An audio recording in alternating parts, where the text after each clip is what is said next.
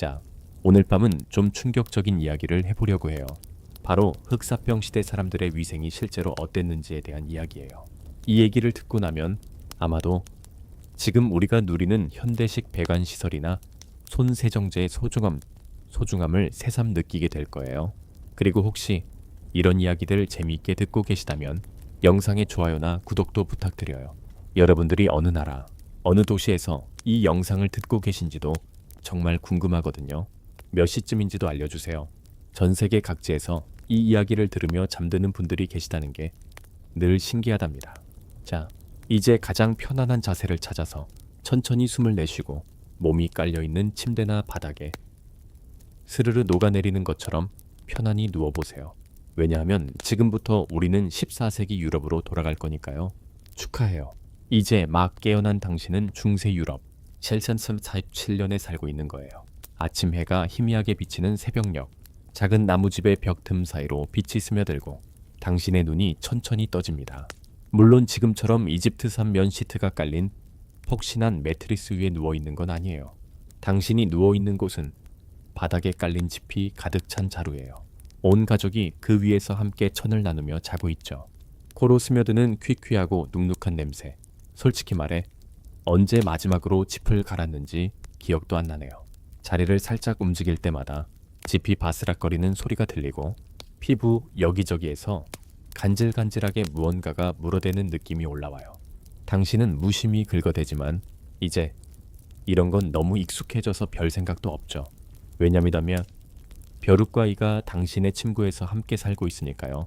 이건 그저 삶의 일부예요. 가난한 농민부터 부유한 귀족까지 모두가 벼룩과 이를 달고 살아요. 물론 귀족들은 짚을 좀 더 자주 갈아주겠지만 당신은 그런 여유가 없어요. 그때 어디선가 바스락거리는 소리가 들립니다. 쥐예요. 중세 유럽에선 쥐가 어디에나 있어요. 벽안, 마룻바닥 및 초가지붕 위에도 있고 골목이며 들판이며 곡식을 쌓아두는 창고를 누비고 다녀요. 사람들은 쥐를 별로 대수롭지 않게 생각해요. 그저 길에 질퍽하게 깔린 지늘기나 요리할 때 나는 연기처럼 삶의 자연스러운 일부라고 여기는 거죠. 당신은 몸을 일으킵니다. 딱딱한 바닥에서 자느라 등이 뻐근하네요. 가족들은 아직 다 자고 있어요. 배우자, 아이들, 혹은 부모님이나 시부모님까지 모두 한 방에서 뒤엉켜 자며 아침의 냉기를 이겨내고 있죠. 프라이버시라는 개념은 1347년엔 존재하지 않아요. 적어도 평범한 사람들 사이에서는요. 그래도 좋은 소식이 하나 있긴 해요. 사람들이 흔히 생각하는 것과 달리 중세 사람들도 아침마다 얼굴과 손 정도는 씻었어요. 나쁜 소식은 그 물이 동네 사람들이 다 같이 쓰는 우물에서 퍼온 물이라는 거예요. 그리고 그 물의 위생 상태는 글쎄요. 솔직히 좀 의심스러워요. 당신은 나무대에 담긴 차가운 물로 얼굴을 적십니다. 비누는 없어요. 아니, 우리가 생각하는 그런 비누는 존재하지도 않았어요. 비누를 만드는 건 재와 동물 기름 같은 걸 섞어 만드는 복잡한 과정이었고 평범한 사람들은 매일 비누를 쓰는 게 귀찮고 사치스러웠어요. 부자들은 올리브 오일로 만든 고급 비누를 쓰기도 하지만 당신은 그런 부자가 아니잖아요. 당신은 그저 오늘 하루도 병에 걸리지 않고 무사히 넘기고 싶을 뿐이에요. 그리고 늘 어디선가 무언가가 유행처럼 돌고 있어요. 열병, 설사병, 결핵, 식은땀병. 삶은 늘 불안정하고 위태로워요. 이미 자식 서넛은 땅에 묻었을 수도 있어요. 다들 그랬으니까요. 그저 그게 인생이었어요. 당신은 집 밖으로 나가 몸을 해결하러 나갑니다. 운이 좋다면 집 안에 변소처럼 쓰는 구덩이가 있을 수도 있고 아니면 집 밖으로 나가야 할 수도 있어요. 운이 없다거나 날씨가 너무 추우면 침대 밑에 놓아둔 요강을 쓰게 되겠죠. 하지만 이렇게 모은 오물들이 어디로 가냐고요? 멀리 가지 않아요. 그냥 거리로 던져버리거나 좀 더 양심적인 사람들은 가장 가까운 강이나 가을가에 갖다 버려요. 그런데 문제는 사람들이 그 같은 강과 가을에서 물도 길어오고 빨래도 한다는 거예요. 어디선가 문제가 생길 것 같은 예감이 드시죠? 거리의 상태요. 지금 우리가 깨끗하다라고 부를 만한 곳은 아니었어요. 도시의 거리는 좁고 질퍽하고 온갖 걸로 가득 차 있었어요. 사람들의 배설물, 동물들의 배설물, 음식 찌꺼기, 사람들이 집안에 두고 싶지 않은 모든 게 결국 거리에 버려져요. 그 냄새는 현대인들 코로는 아마 견딜 수 없을 만큼 끔찍하겠지만 당신은 이미 익숙해져 있어요. 그게 바로 중세의 냄새였거든요. 조금 더 발달한 도시들에서는 거리에서 오물 버리는 걸 금지하는 법도 있었어요. 하지만 그 법이 제대로 지켜지는 경우는 드물었어요. 어디선가 돼지떼가 거리를 돌아다니며 아무거나 주워 먹고 다니는 풍경도 흔했어요. 그게 중세의 쓰레기 처리 시스템이었어요. 당신은 오늘 하루 먹고 마실 물을 기르러 동네 공동 우물로 향합니다. 그곳엔 이미 동네 여자들이 모여 있어요. 서로 잡담을 나누고 소식을 주고받으며 수군거리고 있죠. 이곳이 바로 중세판 SNS예요. 직접 얼굴을 맞대고 이야기를 나누며 진짜든 아니든 소문들이 입에서 입으로 전해지는 곳이죠. 남쪽 항구 도시에 이상한 병이 돌고 있대. 한 여자가 속삭이듯 말해요. 수백 명씩 죽어나간다던데. 신이 사람들의 죄를 벌하시는 거래. 다른 여자가 단호하게 받아쳐요. 난 유대인들이 우물에 독을 풀었다는 얘기도 들었어. 또 다른 여자가 목소리를 한층 낮춰 말합니다. 당신은 잠깐 소름이 돋습니다. 병에 대한 소문이야. 늘 있어 왔지만 오늘 사람들 목소리에 서린 그 두려움은 뭔가 달라요. 하지만 곧 생각을 떨쳐버립니다. 해야 할 일이 너무 많거든요. 음식을 준비하고 가축을 돌보고 파티를 해야 해요. 당신이 어떤 계층에 속하느냐에 따라 달라지긴 하지만 중세의 삶은 멀리서 벌어지는 일들에 신경 쓸 여유가 별로 없었어요. 집으로 돌아오면 아침 식사를 합니다. 검은 빛깔의 딱딱한 빵 한 조각, 그리고 혹시 있으면 에일 맥주 한 잔. 네, 아침부터 맥주예요. 물을 마시는 게 항상 안전하다고 할 수 없거든요. 그나마 맥주는 만드는 과정에서 끓이고 발효시키니까 물보다는 안전하다고 여겨졌어요. 어린아이들도 마셨지만 아이들이 마시는 건 어른들 것보다 훨씬 연하죠. 그리고 당신의 치아 상태는 아마 별로 좋지 않을 거예요. 치아 관리라 해봤자 거친 천조각으로 문지른다거나 씹어 뭉근하게 만든 나뭇가지를 칫솔처럼 쓰는 게 전부였으니까요. 어떤 사람들은 입 냄새를 없앤다고 와인이나 식초로 입을 헹구기도 했어요. 부자들은 허브나 꿀을 섞은 특별한 가글액 같은 걸 쓰기도 했지만 치통은 중세 사람들에게 너무 흔하고 끔찍한 고통이었어요. 결국 치아를 뽑는 것 말고는 방법이 없었죠. 하루가 흘러가면서 당신은 각자의 일에 매진합니다. 어쩌면 가죽이나 금속, 목재를 다루는 장인일 수도 있고, 농사를 짓거나 가축을 돌보는 농부일 수도 있고, 아니면 시장에서 물건을 파는 상인일 수도 있어요. 무슨 일을 하든 대부분의 일은 육체 노동이고 흙먼지와 땀을 피할 수 없죠. 그리고 흔히들 오해하지만 사실 중세 사람들도 목욕을 전혀 안 한 것은 아니었어요. 매일은 아니었겠지만 평생 목욕을 안 하고 산 건 아니었죠. 얼마나 자주 목욕하느냐는 당신의 신분, 거주지, 계절, 물의 접근성에 따라 달랐어요. 도시에서는 공중 목욕탕이 있기도 했어요. 사람들이 단순히 몸을 씻으러만 가는 곳이 아니었죠. 거기서 사람들은 이야기를 나누고 음식을 먹고 술을 마시며 휴식을 취했어요. 어떤 곳은 남녀가 구분되어 있었고 어떤 곳은 그렇지 않았어요. 그리고 어떤 목욕탕은 목욕 말고 다른 일로도 소문이 자자했죠. 눈치채셨나요? 만약 부자라면 하인들이 뜨거운 물을 채워주는 나무 욕조에서 사적으로 목욕을 할 수 있었어요. 조금 더 서민적인 사람들은 큰 통에 여러 명이 함께 들어가거나 여름철 강이나 가을에서 빠르게 몸을 씻었죠. 그런데 한 가지 문제는 의사들 사이에서 점점 뜨거운 물이 피부의 모공을 열어 병에 더 잘 걸리게 한다는 믿음이 퍼지고 있었어요. 그리고 그 생각은 곧 다가올 사건들 이후로 더욱 힘을 얻게 될 거예요. 하루를 보내면서 당신은 현대인들이라면 질식할 법한 냄새들 속에 둘러싸여 살아갑니다. 채취는 물론이고 요리할 때 나는 영이 가축들과 그들의 배설물 냄새, 신선하거나 이미 상해가는 음식 냄새, 가죽을 무두질하고 천을 염색하고 중세의 삶을 구성하는 온갖 공정들이 만들어내는 냄새의 파노라마가 당신의 일상 배경음악처럼 깔려 있어요. 그 냄새들, 이제 당신은 잘 느끼지도 못해요. 왜냐면 그게 그냥 당신의 삶의 향기니까요. 어떤 사람들은 허브나 꽃, 향신료 같은 향그릇한 재료를 동그랗게 뭉쳐 만든 작은 향주머니, 포만더를 들고 다녔어요. 특히 냄새가 고약한 곳을 지나갈 때 코앞에 대기 위해서였죠. 또 어떤 사람들은 옷 속에 향기로운 풀잎을 넣고 다녔고요. 부자들은 이국적인 원료로 만든 고급 향수를 썼지만 대부분의 사람들은 그냥 냄새와 함께 사는 법을 배워야 했어요.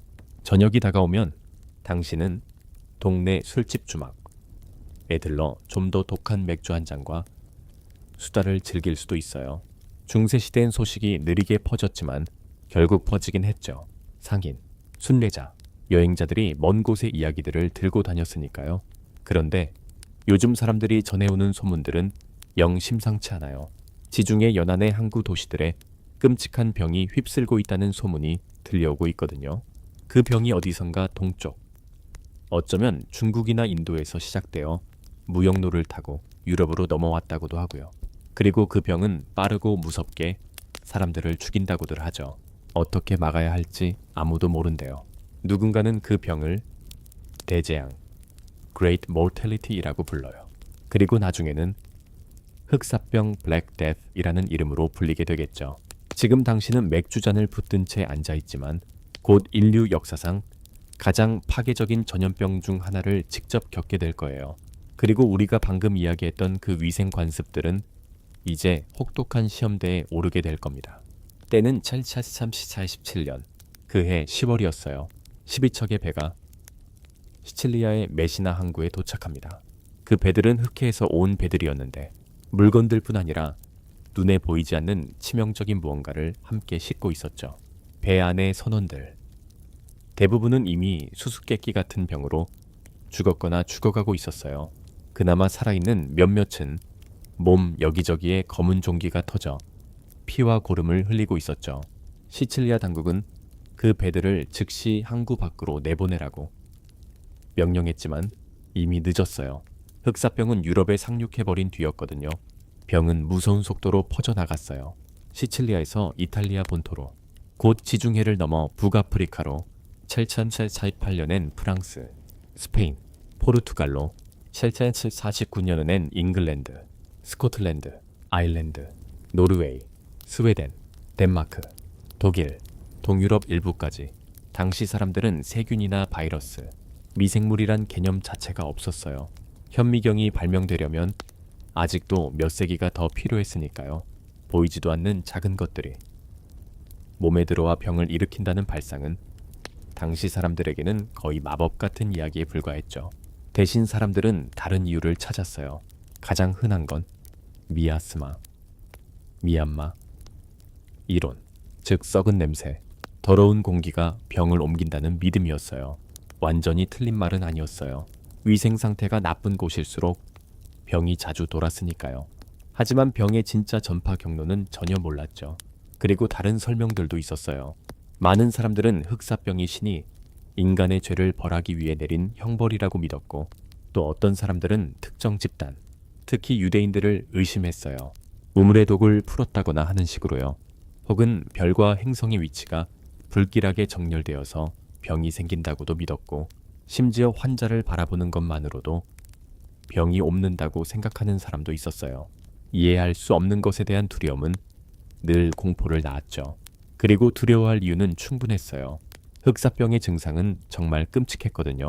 가장 흔한 형태는 선페스트 부번파 플레이크였는데 특히 목, 겨드랑이, 사타구니에 아프고 부어오른 림프절이 생겼어요. 그 덩어리들은 사과 크기만큼 커지기도 했고 피와 고름으로 검게 변했죠. 환자들은 고열, 구토, 정신혼미, 피부 및 출혈로 생기는 검은 반점을 겪었어요. 또 다른 형태인 페페스트 페느모닉 플라그는 폐를 침범했는데 기침이나 재채기를 통해 사람에서 사람으로 직접 옮을 수 있었고, 폐혈증성 페스트 세프티체믹 플라그는 혈류를 감염시켰는데 이 두 가지 형태는 이미 치명적인 선페스트보다도 훨씬 더 치명적이었어요. 항생제나 현대 의학 치료가 없던 시절 치사율은 충격적일 정도로 높았어요. 어떤 지역에서는 감염자 중 80%가 목숨을 잃었다고도 해요. 전체적으로 흑사병으로 죽은 사람은 500만에서 2억 명 사이로 추정되는데, 이는 유럽 전체 인구의 최대 60%에 해당하는 수치였어요. 병이 당신이 사는 마을 근처로 다가올수록 사람들의 일상은 점점 변해가기 시작했어요. 두려움이 마을 전체를 휘감았죠. 어떤 사람들은 병을 피하겠다며 시골로 달아났고 어떤 사람들은 문을 잠그고 아예 누구와도 접촉하지 않으려고 했어요. 또 어떤 사람들은 종교에 매달려 집단 기도와 행렬에 참여했고 반대로 어떤 이들은 이왕 죽을 거 그냥 마음껏 즐기고 살자 며 모든 억제를 내려놓기도 했어요. 당국도 어떻게든 병의 확산을 막아보려 했습니다. 어떤 도시는 외부인 출입을 금지했고 다른 도시는 새로 들어오는 사람들에게 격리를 요구했어요. 격리 쿼런틴이라는 단어가 바로 이 시기에 생긴 말이죠. 이탈리아어 쿼란타, 즉 42일이라는 뜻에서 나왔어요. 당시 어떤 항구 도시들은 배가 항구에 들어와도 40일 동안 격리한 뒤에야 사람과 물건이 상륙할 수 있었죠. 하지만 그런 노력도 병의 확산을 막기에는 역부족이었어요.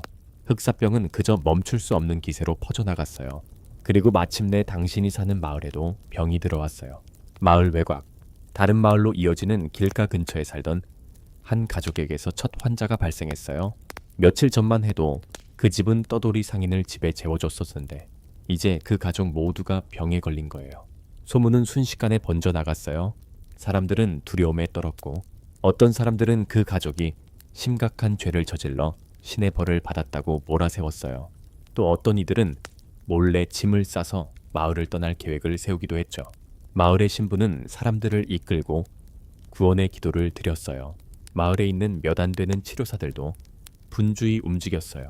그 치료사들은 대개 대학에서 의학을 배운 의사라기보다는 이발사 외과의바볼 서전, 약초사, 산파 혹은 경험으로 병을 다루는 사람들이었어요. 하지만 중세의학으로는 흑사병을 상대하기엔 역부족이었죠. 그들이 내놓은 치료법은 효과가 없거나 오히려 해롭기까지 했어요. 사혈 블러드레팅은 당시 매우 흔한 치료였지만 이미 중병에 시달리던 사람들의 체력을 더 약하게 만들 뿐이었어요. 약초 치료는 어느 정도 위안을 주기도 했지만 세균 자체를 죽일 수는 없었어요. 혹은 종기의 빵 반죽이나 허브, 심지어 마른 두껍이나 비소 같은 기괴한 재료를 붙이기도 했어요. 부종을 절개해 고름을 빼내는 것도 있었는데 그 과정은 환자에게 극심한 고통을 주었고 치료색에도 감염 위험을 크게 높였어요. 당신은 멀찍이서 마을의 공동묘지, 담당자와 그 조수들이 땅을 파는 광경을 지켜봅니다.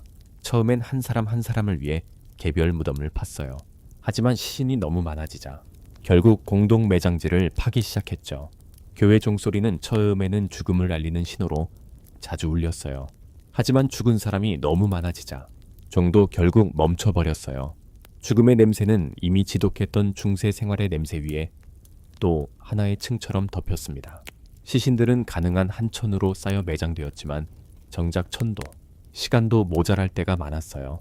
어떤 지역에서는 시신들을 그냥 거리에 쌓아두었다가 마차가 돌아다니며 시신 수거를 하기도 했죠. 그 와중에 당신은 어떤 집단들이 유독 흑사병에 덜 걸린다는 사실을 눈치챕니다.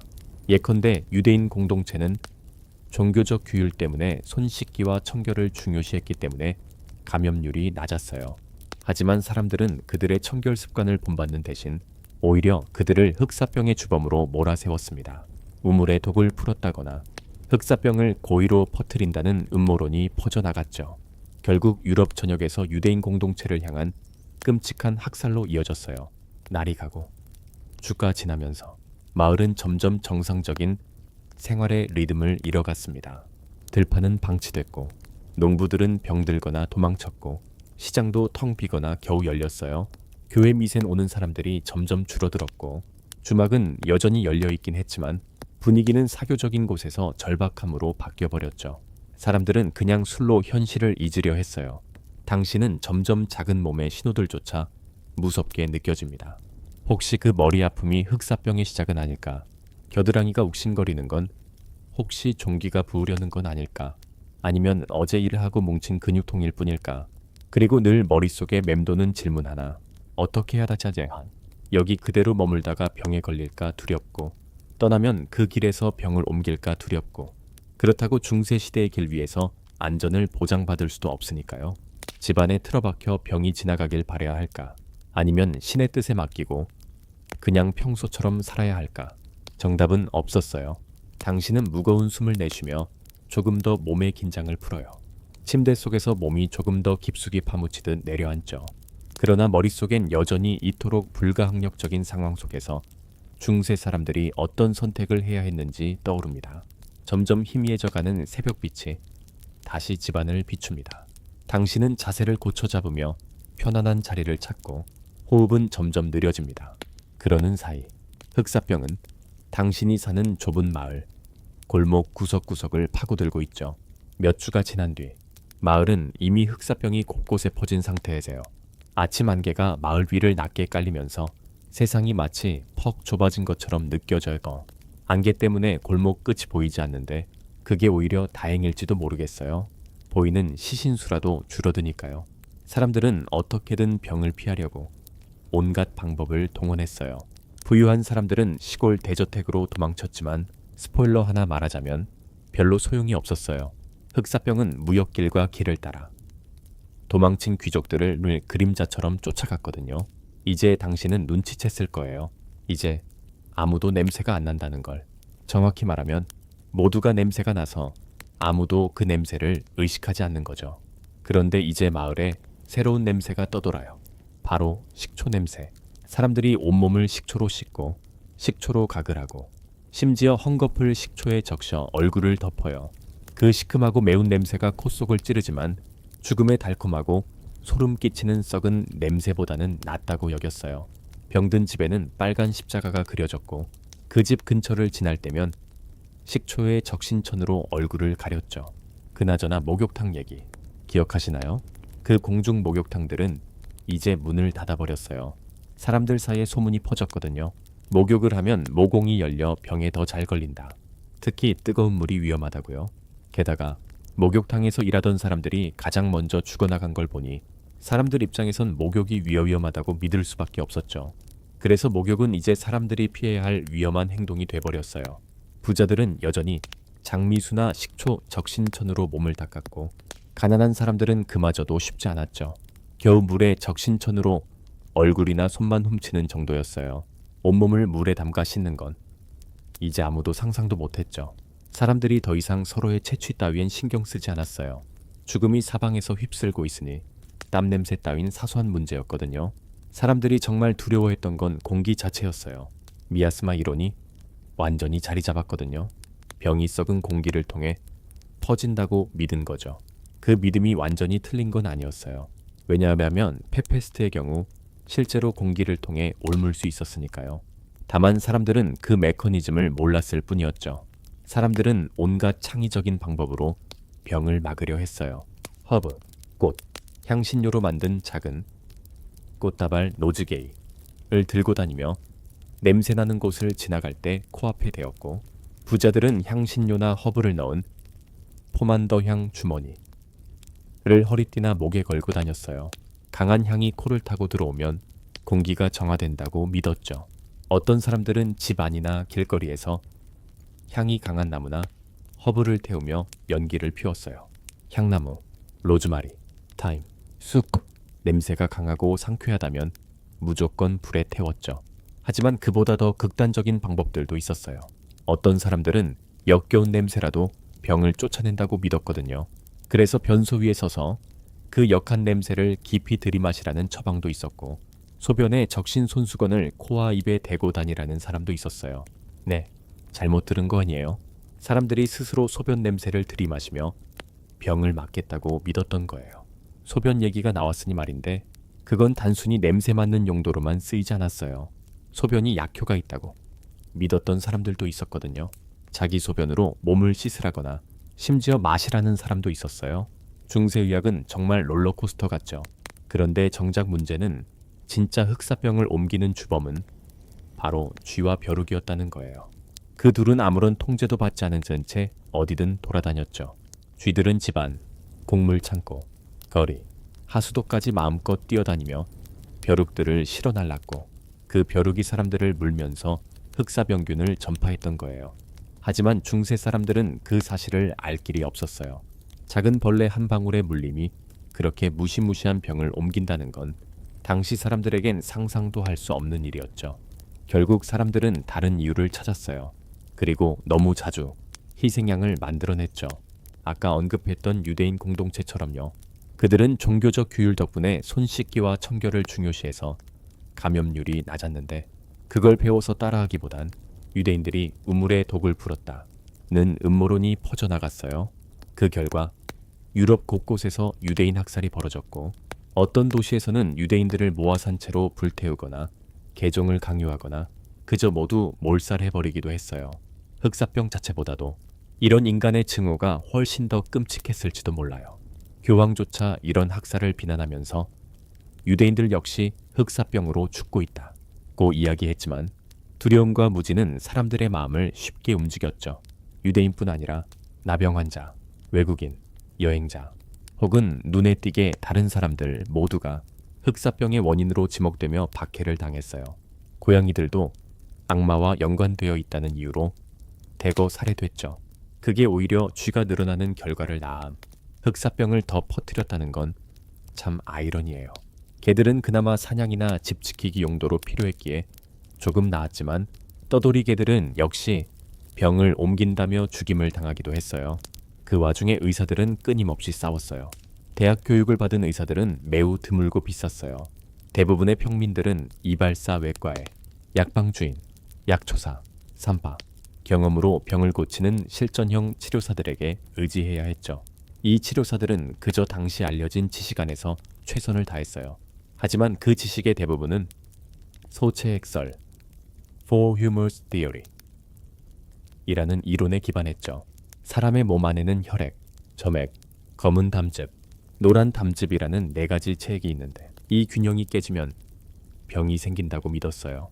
그래서 치료도 균형을 맞추는 것에 초점이 맞춰졌어요. 흑사병 치료를 위해 가장 많이 쓰인 건 사열 블러드레팅이었어요. 정맥을 잘라 나쁜 피를 빼내는 거죠. 거머리를 붙여 피를 빼는 경우도 있었고 혹은 구토제나 설사제를 써서 체액을 몸 밖으로 배출시키려 했어요. 하지만 이런 치료는 도움은커녕 거쳐내 환자의 몸을 더 약하게 만들 뿐이었어요. 이와 달리 약초 치료사들은 조금 다른 방법을 썼어요. 수십 가지 약초와 광물, 동물성 재료를 섞은 복합 약재를 만들어 썼죠. 예컨대 데리아크 테리아차라는 약은 수십 가지 재료가 섞여 있었는데 때로는 아편이나 뱀살점 가루 같은 것도 들어갔어요. 물론 가격이 비싸서 서민들은 구경도 못했고요. 서민들이 더 흔히 쓰던 건 허브를 으깨서 종기 위에 붙이는 약재 폴티체나 허브차나 알코올에 우린 추출물 팅크 같은 것들이었어요.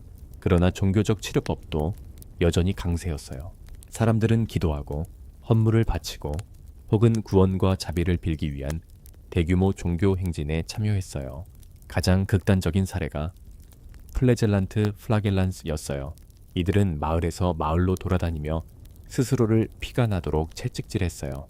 스스로 고통을 줌으로써 신의 분노를 달래 흑사병을 멈출 수 있다고 믿었던 거죠. 사람들은 그런 무시무시한 행렬을 공포와 희망이 뒤섞인 눈빛으로 지켜봤어요. 하지만 아무리 피를 뽑고 허브를 붙이고 스스로를 채찍질해도 흑사병은 멈추지 않았어요. 병은 여전히 무자비하게 사람들을 죽였고 어디도 안전하지 않았어요.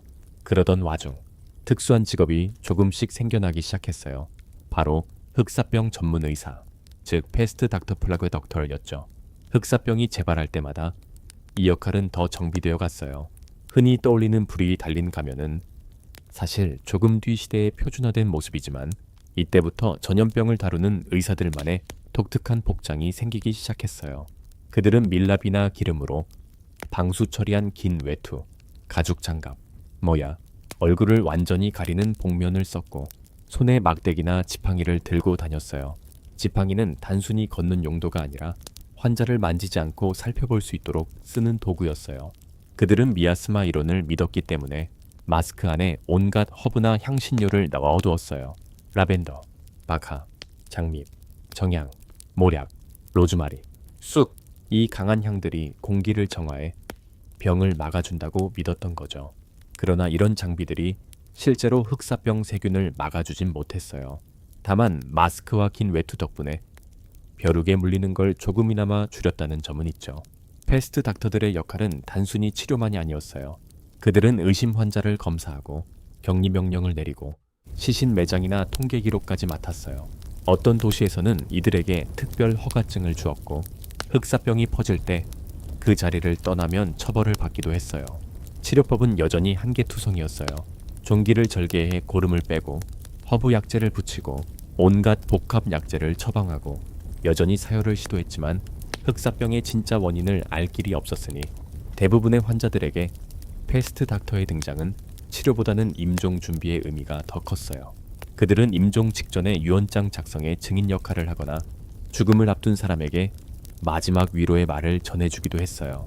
이제 그 불이 달린 가면은 중세 유럽의 공포와 죽음의 상징이 되어 나중에는 이탈리아 희극 코메디아 델라르테의 캐릭터로도 등장하고 베네치아 가면 축제의 전통 가면이 되기도 했죠.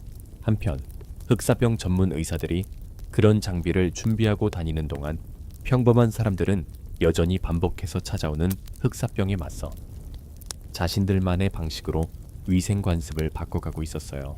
1347 7471년의 흑사병 대유행은 사실 첫 번째 파도였을 뿐이었어요. 그 뒤로도 수세기 동안 흑사병은 여러 차례 다시 돌아왔죠. 규모는 점점 작아졌지만 완전히 사라지지는 않았어요.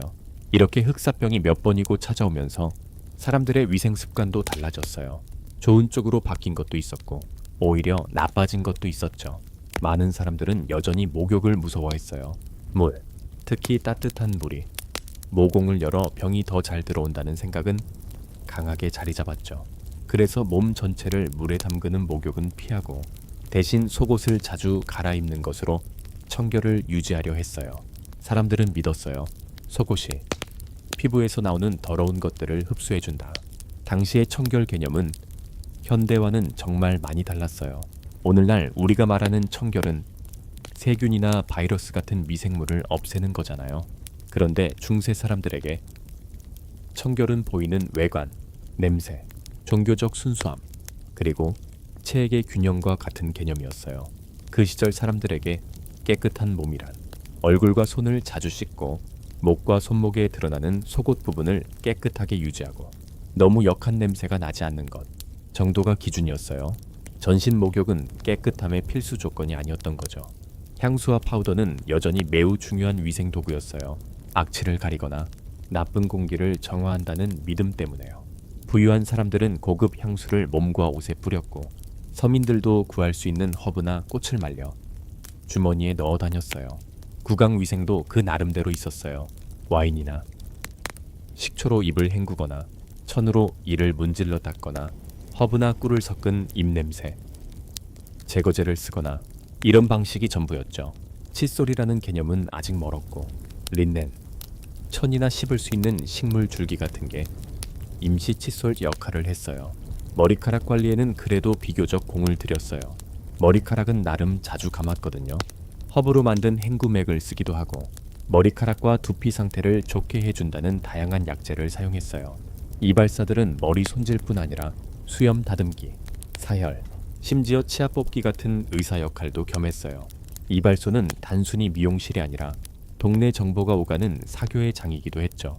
여성들의 미용도 집에서 여자 친척이나 하인들의 도움을 받아 이루어졌어요. 부유한 여성들은 전용 한여를 두고 복잡한 머리 손질, 화장, 50개의 등을 도왔고 이런 미용은 사회적 지위를 나타내는 중요한 일이었어요. 부유층은 피부를 하얗게 유지하려고 독성이 강한 백납이나 비소를 바르기도 했어요. 볼과 입술에는 루즈를 발랐고 눈썹이나 속눈썹을 강조하는 화장도 있었어요. 남자들도 때로 파우더를 발라 피부를 밝게 보이게 하거나 수염색을 진하게 만드는 화장을 했어요. 서민층은 그런 비싼 화장품 대신 비트즙으로 루즈를 대신하거나 숯과 기름을 섞어 눈썹을 칠하는 등 보다 간단한 방식으로 멋을 냈어요. 이렇게 치장하고 꾸미면서도 사람들은 현대인들이라면 기겁할 만한 환경에서 살고 있었어요. 집은 대부분 가족 여러 명이 한 방에서 잠을 자야 했고 난방과 요리는 모두 화덕이나 벽난로에서 나오는 불에 의존했어요. 집안은 연기로 그을리고 벽은 시커멓게 변했죠. 밤에는 빛이 거의 없었어요. 코스불, 기름 램프 이런 걸 쓰긴 했지만 불빛은 희미하고 비쌌어요. 물은 우물이나 강, 가을에서 길어와야 했기 때문에 쓸 때마다 엄청 귀중했어요. 그래서 빨래도 자주 하지 못했고 옷은 여러 번 입고 때로는 겉에 묻은 때만 닦아내는 수준이었죠. 쓰레기 처리도 큰 문제였어요. 요강은 구덩이나 거리로 비웠고 동물똥, 음식 찌꺼기 같은 건 그냥 길가에 버렸어요. 그렇다 보니 거리마다 불쾌한 냄새가 진동했죠. 음식 보관도 늘 문제가 많았어요.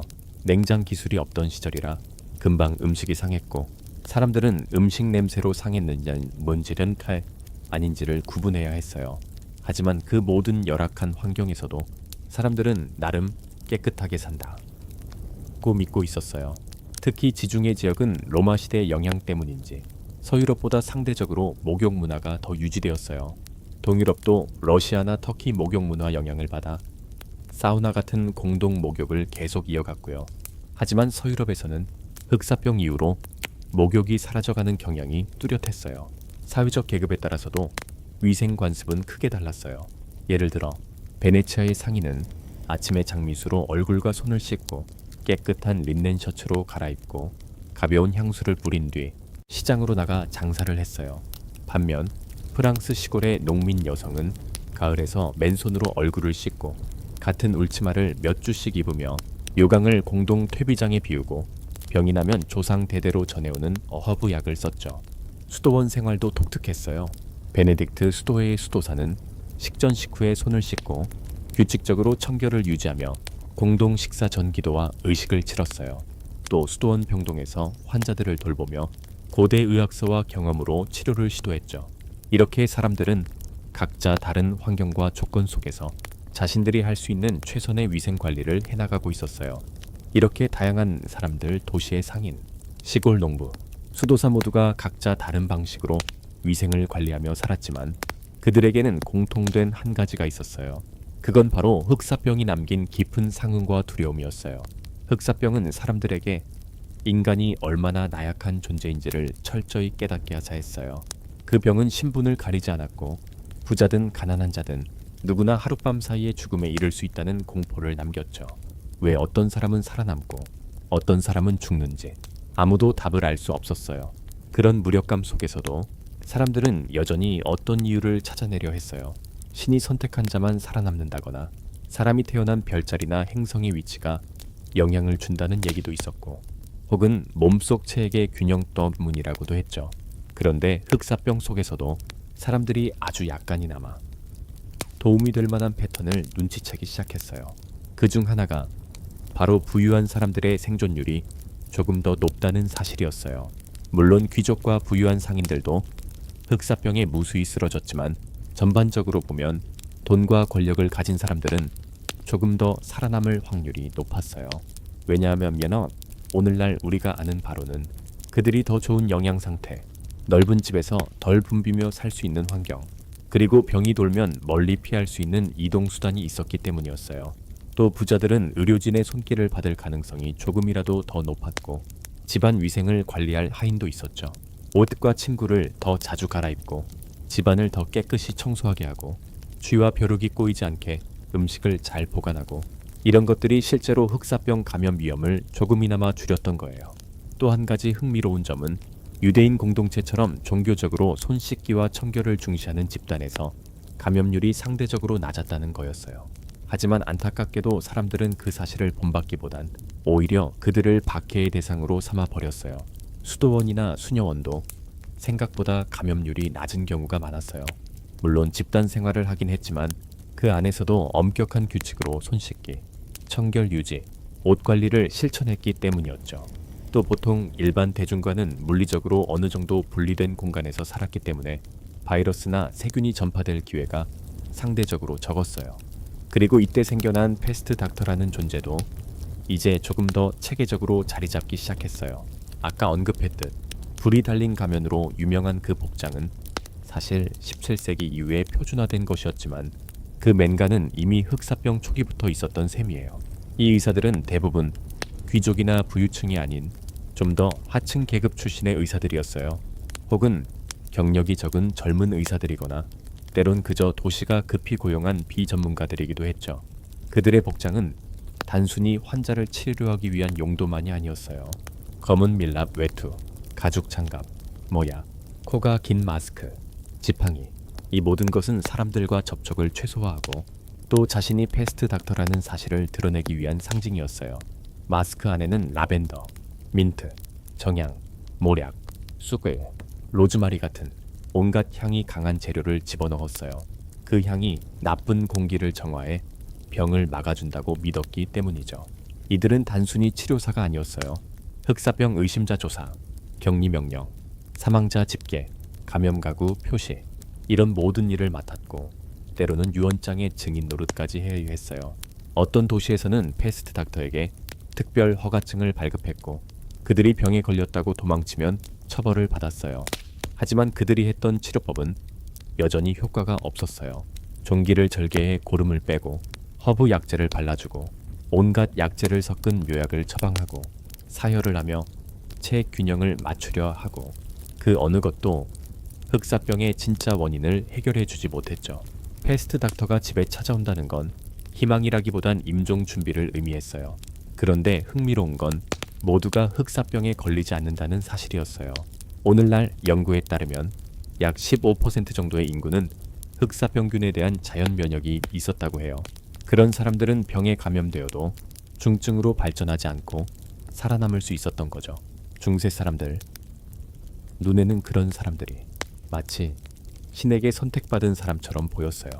또 지금 우리가 보기에 기본적인 위생 수칙이 흑사병 예방에 실제로 도움이 됐다는 사실도 있죠. 손을 자주 씻고 옷과 침구를 자주 갈아입고 쥐와 벼룩이 꼬이지 않게 청소하고 군중 속에 너무 자주 섞이지 않는 것, 이런 습관들이 실제로 벼룩에 물릴 확률을 낮췄던 거예요. 또 어떤 도시나 나라들은 비록 병의 원리를 잘 몰랐어도 관찰과 경험을 바탕으로 꽤 효과적인 반격 조치를 시행했어요. 베네치아 같은 항구 도시는 선박을 40일간 정박시킨 뒤 하역하도록 규제했는데 이 앱과 시어첩 1이라는 단어에서 쿼런틴 격리라는 단어가 생긴 거였죠. 베네치아 사람들은 배에서 내린 물건을 야외에서 며칠간 공기에 노출시켰어요. 신선한 공기가 나쁜 공기를 몰아낸다고 믿었기 때문이죠. 또 흑사병 환자를 격리하기 위한 전용섬 라자레토도 세웠어요. 의도야 건강한 사람을 보호하려는 것이었지만 결국 이 격리 정책이 페페스트의 사람 간 전파를 어느 정도 막는 역할을 하기도 했어요. 반면 밀라노는 베네치아와는 전혀 다른 방식을 선택했어요. 흑사병이 도시 안에 들어왔다는 사실이 알려지자마자 밀라노 당국은 곧바로 감염된 집들을 봉쇄했어요. 어떻게 했으냐 하면 집의 문과 창문을 벽돌로 아예 막아버린 거예요. 안에 있던 사람들은 사실상 죽음을 선고받은 셈이었죠. 너무 끔찍하고 잔인해 보이지만 이 정책 덕분에 밀라노는 다른 도시들에 비해 흑사병으로 인한 사망률이 훨씬 낮았다는 기록이 남아 있어요. 이런 조치들은 오늘날 우리가 말하는 근거 기반, 의학 에비덴스 베이스드 메디신의 초기 형태라고 볼 수 있어요. 사람들이 왜 효과가 있는지 원리를 모르더라도 무엇이 효과적인지 관찰해서 시행했던 거죠. 하지만 효과적인 반격만 있었던 건 아니었어요. 쓸데없거나 심지어 독이 되는 치료법도 수도 없이 많았죠. 예컨대 어떤 사람들은 죽은 두꺼비를 목에 걸고 다니면 흑사병의 독소가 빨려 나간다고 믿었고 수은이나 비소를 섞은 약물을 마시는 경우도 있었어요. 그 결과 흑사병은 못 고치고 중금속 중독으로 죽는 일이 벌어졌어요. 또 어떤 사람들은 하수구에 내려가서 악취를 깊이 들이마시면 흑사병을 쫓아낼 수 있다고 생각했어요. 더 기괴한 건 종기에 동물의 똥을 붙이는 처방도 있었고 유니콘 뿔 가루라며 사실은 일각고래의 뿔을 갈아 만든 가루를 비싼 약으로 팔기도 했어요. 흑사병이 몰고 온 공포와 절망은 사람들을 미신과 엉터리 치료에 더욱 매달리게 만들었어요. 그러다 보니 목욕 문화는 엉망진창이 되어 갔어요. 많은 공중 목욕탕이 당국의 명령으로 폐쇄되거나 사람들의 공포 때문에 스스로 문을 닫았어요. 결국 대다수 사람들은 목욕 대신 식초 적신천으로 몸을 닦거나 집안을 태운 향으로 푸미게이션 훈증하거나 냄새 강한 허브를 옷에 꽂아 다니며 공포 속에서 위생을 지켰어요. 사람들이 가장 민감했던 건 손 씻기였어요. 병에 걸린 사람의 물건을 만지거나 사람 많은 곳을 다녀온 후엔 반드시 손을 씻었어요. 옷은 잘 안 빨았어요. 왜냐면 따뜻한 물이 모공을 열어 병이 들어온다는 믿음 때문이었죠. 대신 옷은 연기에 쐬거나 허브 가루를 뿌리거나 그냥 바람에 말리는 걸로 만족했어요. 부자들은 옷을 자주 갈아입고 벗은 옷은 하인들이 훈증 소독을 해줬어요. 가난한 사람들은 같은 옷을 몇 주 혹은 몇 달 입고 입었고 겉에 묻은 때만 대충 털어내는 수준이었죠. 이렇게 옷과 몸을 자주 씻지 못하다 보니 벼룩이나 이 같은 기생충은 늘 따라다녔어요. 이들은 몸을 계속 간지리게 하고 피부를 긁다가 생긴 상처로 2차 감염이 일어나기도 했어요. 음식도 문제였어요. 흑사병 때문에 노동력이 줄어들면서 농사도 엉망이 되었고 시장도 문을 닫거나 불규칙하게 열렸어요. 사람들은 썩어가는 음식이라도 먹어야 할 때가 많았어요. 그 덕분에 장티푸스나 식중독 같은 소화기 질환이 다시 사람들을 덮쳤죠. 물은 특히 불신의 대상이었어요. 우물이 유대인들에게 독살당했다는 소문 때문에 사람들은 물을 마시는 걸 꺼렸어요. 대신 사람들은 맥주, 와인을 마셨죠. 알코올이 물보다 안전하다고 여겨졌고 발효 과정 덕분에 실제로 물보다 병원균이 적었기 때문이었어요. 그렇다고 사람들이 그 이유를 과학적으로 알았던 건 아니었어요. 그냥 술을 마시는 사람들이 덜 아프다는 경험적인 믿음이 있었을 뿐이었죠. 베네치아 같은 도시는 흑사병을 겪으며 빗물 저장과 정수 시스템을 꽤 체계적으로 발전시켰어요. 덕분에 상대적으로 깨끗한 물을 확보할 수 있었고 이는 도시의 흑사병 회복 속도를 조금이라도 앞당기는 요인이 되었다는 이야기도 있어요. 하지만 결국 흑사병의 첫 번째 대유행이 끝난 건 사람들의 노력 덕분만은 아니었어요. 그 이유는 병에 걸려 죽은 사람들 때문에 감염될 사람이 줄어든 것, 계절 변화로 벼룩의 활동이 줄어든 것, 그리고 흑사병균 자체가 약간 변이했을 가능성 때문이라고 봐요. 흑사병이 지나간 뒤 세상은 완전히 달라져 있었어요. 흑사병이 지나간 뒤 세상은 정말 모든 게 달라져 있었어요. 인구가 크게 줄면서 노동력이 부족해졌고 살아남은 사람들은 그 덕분에 자신들의 가치를 더 높이 요구할 수 있었어요. 농민과 도시 노동자들은 더 좋은 임금을 요구했고 그건 곧 봉건제도의 균열로 이어졌어요. 또 사람들은 위생과 공중보건을 새롭게 바라보기 시작했어요. 비록 병의 원리를 제대로 이해하지 못했지만 더러운 환경이 병을 부른다는 경험적 깨달음은 사람들에게 깊이 새겨졌거든요. 그래서 일부 도시들은 길 청소를 규칙적으로 하도록 법을 만들고 쓰레기 처리를 관리하고 우물이나 하수도의 위치를 규제했어요. 하지만 역설적으로 개인 위생은 어느 면에서는 더 나빠졌어요. 왜냐하면 목욕이 병을 불러온다는 두려움이 너무 커져버렸거든요. 흑사병 이후 수백 년 동안 특히 16세기부터 18세기 사이 유럽 상류층에서는 목욕을 자주 하면 건강에 나쁘다 는 생각이 널리 퍼졌어요.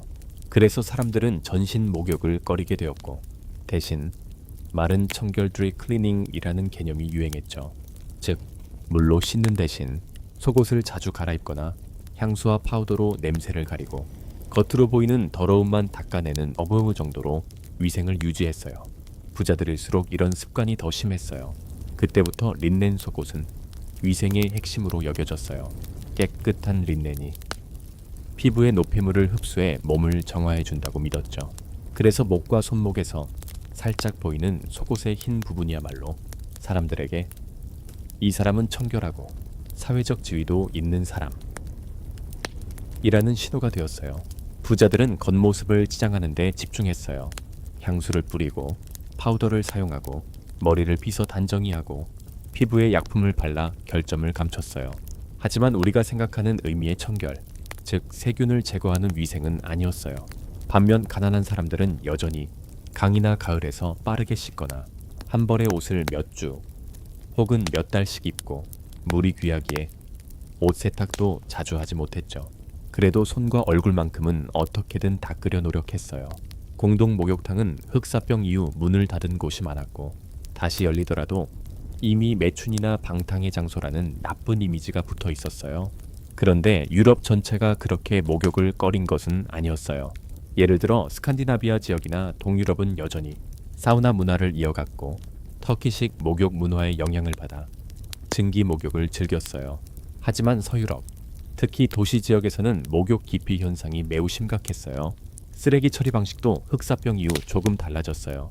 흑사병 전에는 동물의 배설물, 음식 찌꺼기, 쓰레기를 거리나 강가에 그냥 버렸는데 흑사병 이후로는 쓰레기를 도시 밖으로 옮기거나 도시 내 쓰레기 버리는 장소를 정해 관리하기 시작했어요. 물 관리도 중요한 문제였어요. 흑사병 전에는 사람들이 하수구 근처에서 물을 길어다 마시거나 우물 근처에서 가죽 무두질이나 염색을 하기도 했는데 이제는 그런 행동이 금지되거나 제한되었어요. 어떤 도시에서는 전문 물 배달업자가 생겨났어요. 비교적 깨끗한 물을 길어와 가가호호 배달해 주었죠. 음식 위생도 이전보다 조금씩 엄격해졌어요. 흑사병 이후 사람들은 특히 육류나 생선을 매우 의심의 눈초리로 보았어요.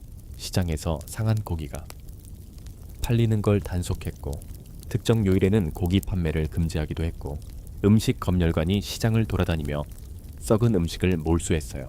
가정에서도 음식을 조리할 때 허브와 향신료를 듬뿍 쓴 이유가 단순히 맛 때문만은 아니었어요. 사람들은 허브가 병을 몰아내고 몸을 정화한다고 믿었고 심지어 음식이 상했을 때 그 냄새를 가리기 위해 쓰기도 했죠. 그래서 마늘, 양파, 로즈마리 같은 향이 강한 허브들은 약이자 식재료로 귀하게 여겨졌어요. 술은 여전히 물이 안전하지 않다는 이유로 꾸준히 마셨어요. 와인, 에일, 맥주는 어린아이들까지 마셨는데 당시 사람들은 정확히 몰랐지만 발효 과정 덕분에 물보다 병에 걸릴 확률이 낮았다는 사실은 경험적으로 알고 있었어요. 동물들에 대한 인식도 달라졌어요. 흑사병 전에는 고양이가 마녀나 악마와 연관된다는 미신 때문에 고양이를 죽이는 일이 많았는데 그 결과 쥐가 늘어나서 흑사병이 더 퍼지게 된 건 참 아이러니였어요. 이후 사람들은 고양이도 쥐를 잡아주는 동물로 다시 보게 되었고 특히 도시에서는 고양이 사육이 점차 권장되기 시작했어요. 개들은 그나마 조금 상황이 나았어요. 사냥, 목축, 집 지키기 등 다양한 용도로 쓸모가 있었으니까요. 하지만 떠돌이 개들은 여전히 병을 옮긴다며 학살당하기도 했어요. 벼룩과 이도 끊임없는 문제였어요. 사람들은 머리카락이나 몸에서 벼룩과 이를 일일이 손으로 잡거나 특수빗으로 털어냈고 허브 기름이나 가루를 몸이나 옷에 발라 벼룩이 붙지 않게 하려고 했어요. 그런데 그 누구도 아직은 벼룩이 흑사병을 옮긴다는 사실을 몰랐죠. 세월이 흘러 흑사병의 충격이 서서히 희미해져 가면서도 사람들의 위생 관습은 조금씩 변화했어요. 흑사병이 한창일 때 극단적으로 강화되었던 청결과 격리 조치는 조금씩 완화되었지만 그때 배운 교훈들 중 일부는 제도화되기 시작했죠. 예를 들어 배나 상인, 여행자들이 도시로 들어올 때 격리 기간을 의무화하는 규칙이 생겼고 도시에 병이 돌면 신고 의무가 생겼어요. 쓰레기 처리, 물 관리, 음식 검열도 더 철저해졌고 특히 이탈리아 도시 국가들에서는 이런 제도가 점점 더 체계화되었어요. 이탈리아의 베네치아, 피렌체, 밀라노 같은 도시들은 흑사병을 수차례 겪으면서 유럽 최초의 보건당국을 세우게 되었죠. 이 도시들의 보건위원회들은 질병이 발생했을 때 즉시 조치하고 격리구역을 설정하며 쓰레기 처리와 하수관리, 식품위생을 감독했어요. 그리고 이런 시스템은 시간이 지나며 다른 유럽 도시들로 퍼져갔어요. 각 도시의 상황에 맞게 조금씩 변형되면서 말이죠. 하지만 개인 위생은 여전히 시대와 신분, 지역에 따라 차이가 컸어요. 예컨대 베네치아의 한 상인은 아침에 일어나 장미수로 얼굴과 손을 씻고 깨끗한 린넨 셔츠로 갈아입은 뒤 가벼운 향수를 뿌리고 시장으로 나갔어요. 반면 프랑스 시골의 농부 아내는 강이나 가을에서 얼굴과 손을 씻고 같은 울치마를 몇 주나 입은 채 요강을 공동 구덩이에 비우며 살았죠. 수도원이나 수녀원은 여전히 규칙적이고 엄격한 위생 규율을 지켰어요. 손 씻기, 깨끗한 옷 입기, 공동 식사 전 의례적인 세정, 이 모든 것이 영적, 육체적 청결을 위한 규칙이었죠. 이렇게 시대가 흘러도 사람들은 각자 자신이 처한 환경에서 할 수 있는 최선으로 위생을 지켰어요. 사람들은 여전히 세균이라는 개념은 몰랐지만 더러운 환경이 병을 부른다는 건 본능적으로 알고 있었어요. 그래서 흑사병 이후 사람들은 손을 자주 씻고 강한 냄새로 공기를 정화하고 군중을 피하는 습관을 이어갔어요. 하지만 그럼에도 불구하고 흑사병은 여전히 사라지지 않고 주기적으로 돌아왔어요. 규모는 줄었지만 유럽을 떠나지 않았죠. 그리고 그 공포는 유럽 사회 곳곳에 지울 수 없는 흔적을 남겼어요. 흑사병은 종교 권위에도 큰 충격을 주었어요. 수많은 사람들이 기도했지만 병은 멈추지 않았고 그 결과 사람들은 교회의 권위에 의문을 갖기 시작했어요. 이런 변화는 훗날 종교 개혁의 씨앗이 되기도 했죠. 의학 역시 변하기 시작했어요. 흑사병 이전에는 고대 그리스 로마 의학 서적에 의존했지만 병이 너무 무섭게 퍼져나가자 의사들조차 기존 이론에 의문을 품게 되었어요. 이게 결국 경험에 기반한 의학으로 서서히 발전하는 계기가 되었어요.